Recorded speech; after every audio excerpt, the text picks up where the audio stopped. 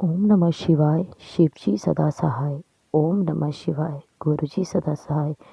जय गुरु जी। शुक्राना गुरु जी। अनंतम अनंतम शुक्राना गुरु जी। प्यारी संगत जी, जय गुरु जी। संगत जी, मैं जम्मू से और मेरा नाम पूजा है।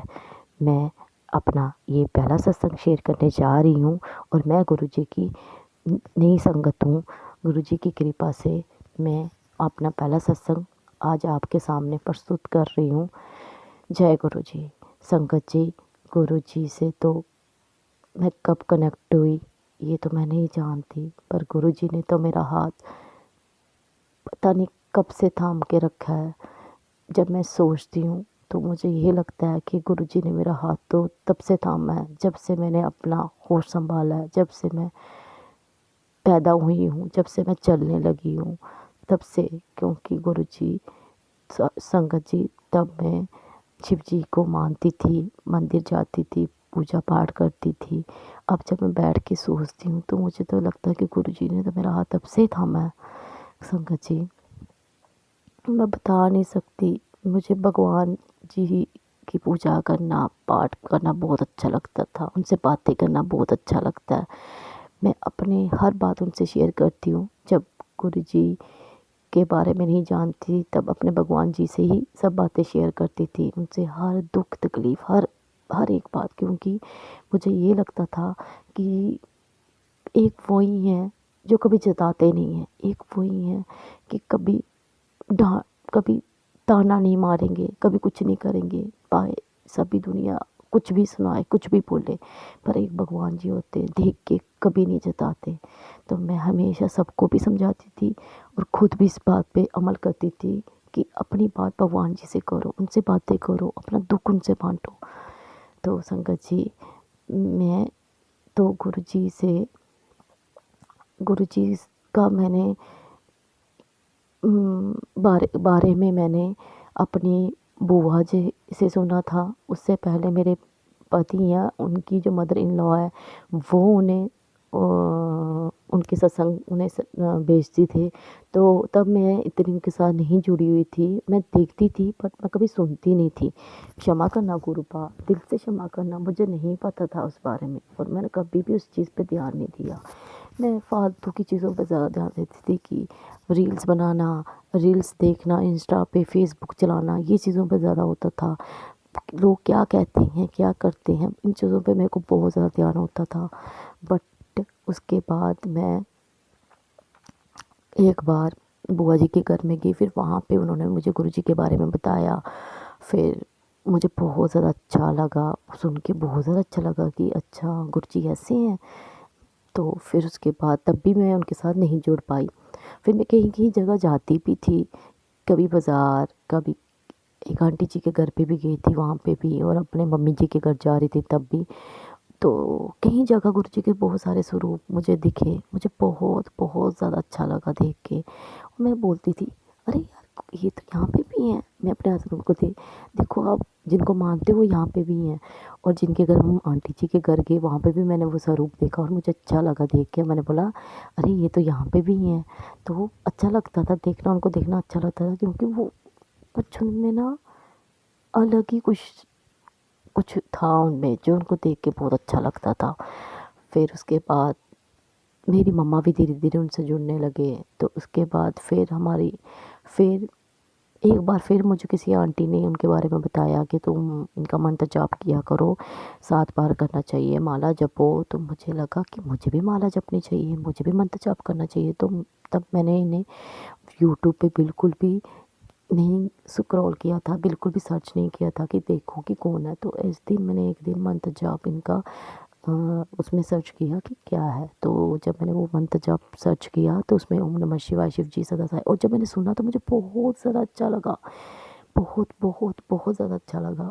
तो उसके बाद फिर मैंने उनके मंत्र जाप को चलाया, भजन सुने, बहुत ज़्यादा अच्छा लगा, बहुत ज़्यादा अच्छा लगा मेरे को। उसी उसी के बाद फिर मेरे घर में मेरी मम्मा जी ने मुझे स्वरूप दिया गुरु जी का। मैंने वो पवाली वाले दिन उन्हें स्थापित किया, मुझे बहुत अच्छा लगा उनका स्वरूप को रख के, बहुत ज़्यादा खुशी मिली। बहुत अच्छे से मेरे दिन त्योहार रहे गुरु जी की कृपा से, उनकी अपार कृपा से मेरे दिन त्योहार अच्छे से मनाएगी। उसके बाद मैं गुरुजी के साथ आहिस्ता आहिस्ता जुड़ने लगी। तो फिर उनके सत्संग भी मुझे शो हुए, काफ़ी सारे मैसेज मुझे शो हुए। तो मुझे लगा यार ये मेरे लिए ही है क्या है, मगर जो जो मैसेज वो शो हो रहे थे वो बिल्कुल जो मेरे मन में बातें चल रही थी वैसे ही वो शो हो रहे थे। तो मैं समझ नहीं पा रही थी कि ये मेरे लिए ही है या ऐसे ही है।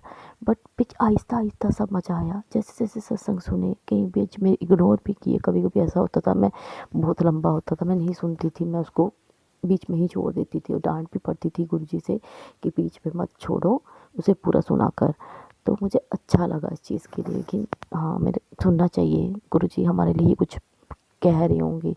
फिर मैं सुनती थी, मुझे सुनना भी अच्छा लगता था। और कई बार वो सत्संग में मुझे अपने हर एक सवाल का जवाब मुझे मिलता था जो मैं सोचती थी। और मैं बोलती थी अरे ये तो मेरे साथ होता है, अरे ये सेम तो ये मेरी चीज़ ये तो मेरे साथ हुई है। तो मुझे इतना होता था कि और कभी कभी क्या होता था, जो सत्संग की हेडिंग होती थी ना, सत्संग कभी कभी वैसे नहीं भी होते थे जब हम सुनते थे, बट उसमें हमारी ही बातें होती थी जो हमें जाननी होती थी, जो हमारे सवाल होते थे उनके जवाब होते थे। मैं कहती थी वाह गुरुजी ये भी आपकी लीला है।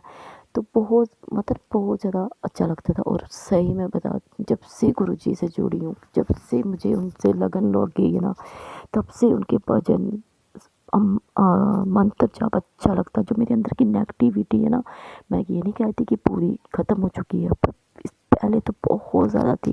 मैं बड़ी दुखी रहती थी, मुझे बहुत अपने आप में अच्छा नहीं लगता था, बिल्कुल अच्छा नहीं लगता था खुद में।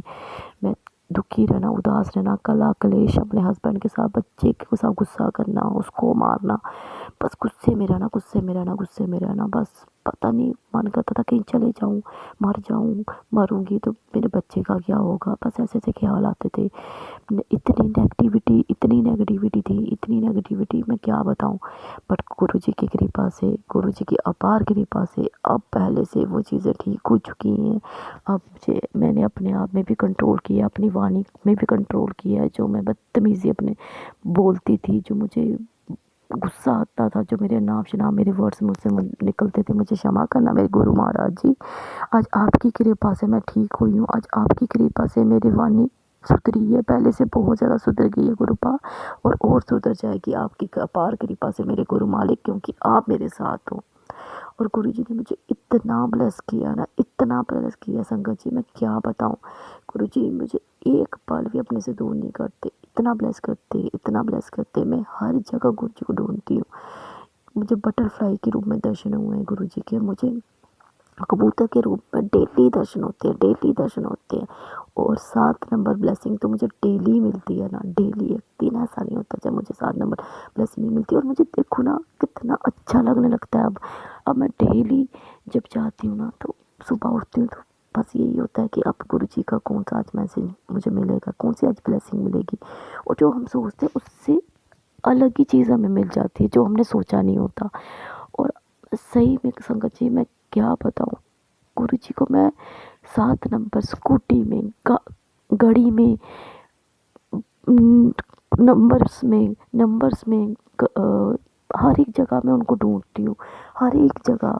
777 ब्लेसिंग मुझे मिली है, 777 मुझे ब्लेसिंग मिली है, सिंगल 7 मुझे ब्लेसिंग मिली है। हर वक्त मुझे गुरु जी का ब्लेसिंग मिली है। इनकी अपार कृपा जो मुझ पे पड़ी है ना गुरुपा, आपने जो कृपा मुझ पे की है, आपको कोटि कोटि नमन गुरुपा। आप मेरी ज़िंदगी में आए, मेरा हाथ थामा, मुझे उस कीचड़ से निकाला जिसमें मैं दलदल में थी। गुरुपा आपका बड़ा बड़ा शुक्रिया, जितना शुक्राना करूं उतना कम है, उतना कम है। सत्संग तो बहुत सारे हैं संगत जी, जितने सुनाऊं उतने कम है, बहुत सारे। हर एक दिन सत्संग है गुरु संगत जी। मैं अपना सत्संग यहीं पे विराम करना चाहती हूँ मंत्र जाप के साथ। मैं अपना दूसरा सत्संग आपसे जल्द शेयर करूँगी। मुझे अभी के लिए इस सत्संग को यहीं पे विराम करना है। जय गुरु जी, शुक्राना गुरु जी, अनंतम अनंतम शुक्राना गुरु जी। ओम नमः शिवाय, शिव जी सदा सहाय। ओम नमः शिवाय, गुरु जी सदा सहाय। ओम नमः शिवाय, शिव जी सदा सहाय। ओम नमः शिवाय, गुरु जी सदा सहाय। जय गुरु जी, शुक्राना गुरु जी, अनंतम अनंतम शुक्राना गुरु जी, लख लख वार शुक्राना गुरु जी, कोटि कोटि नमन शुक्राना गुरु जी। प्यारी संगत जी, जय गुरु जी। जय गुरु जी, जय गुरु जी, जय गुरु जी।